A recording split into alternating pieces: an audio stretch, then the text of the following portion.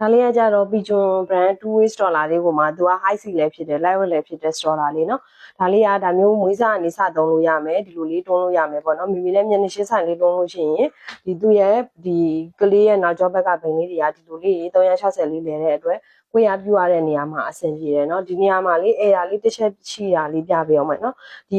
သူ့ရဲ့ကလေးနောက်ကျောဘက်ကဘိန်းเนาะနောက်ကျောဘက်ကဘိန်းကဒီဘက်တစ်ဖက်ကလေးမှာဒါမျိုးလေးအနေထားလေးရှိတယ်ဒီကောင်ကဘာလဲဆိုတော့ဟိုဘိန်းအထဲထဲကလေဟို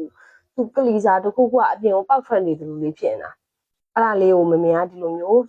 ဒီလိုမျိုးလေးပဲလုပ်ပြီးတော့ဒီလိုလေးပဲရောင်းပေးထားတယ်နော်အဲကြောင့်သူကဘာတစ်ချက်မရဘူးလဲဆိုတော့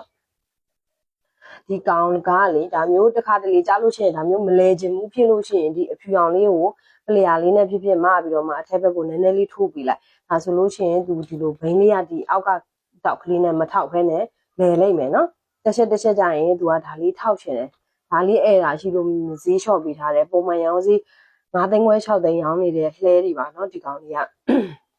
ဒါကိုမေမေက3သိန်းနဲ့ပဲတခါတည်းဈေးလျှော့ပြီးတော့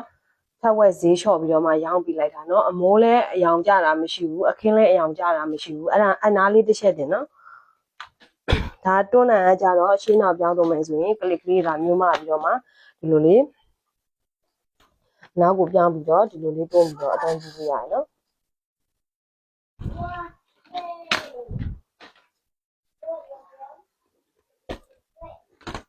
လိုပုံစံမျိုးလေးเนาะ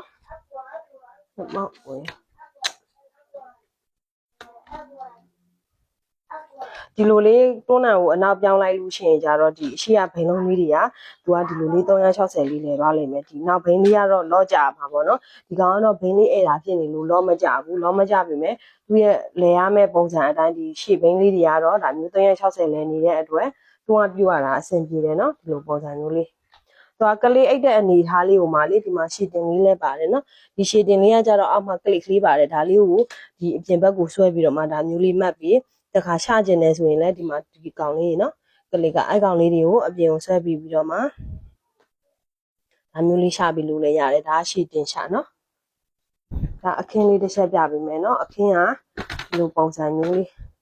အထက်ကကူရှင်ရောအမိုးရောအကုန်တက်တယ်သူအဲ့ဘိန်းလေးတစ်ချက်ပဲအဲ့ဒါလေးပါနော်ဒီမှာအခင်းကလည်းဒီမှာသူ့ရဲ့ original အတိုင်းပဲခေါင်းထိန်ကူရှင်တွေရောဒီမှာဖင်နေရာကဖင်ထိုင်ကူရှင်လေးလည်းပါတယ်ဒီလိုပုံစံမျိုးလေးနော်အမိုးလည်းအယောင်ကြတာမရှိဘူးကြောမိလေးကကြတော့မက်မယ်ဆိုရင်အခင်းလေးကိုမပြီးတော့မှဒီကျိုးလေးကိုဆွဲပြီးတော့ဒီမှာဘေးကပူသီးနဲ့ကျိုးလေးတွေကိုတစ်ချောင်းချင်းလေးဆွဲပြီးတော့လိုလိုလေးအသုံးပြုလို့ရတယ်နော်အောက်မှာပစ္စည်းထည့်တဲ့ရှင်းနှောင်းလေးပါမယ်နော်ဘယ်လုံးလေးတွေက break ကတော့ပါတယ်နော်သူ break လေးတွေဒီလိုပုံစံမျိုးလေးတွေပါတယ်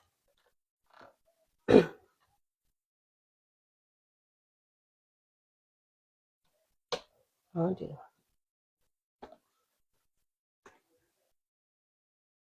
ဒါလေးကပြန်ခောက်တော့မယ်ဆိုလို့ရှိရင်ဒီကဒီမှာ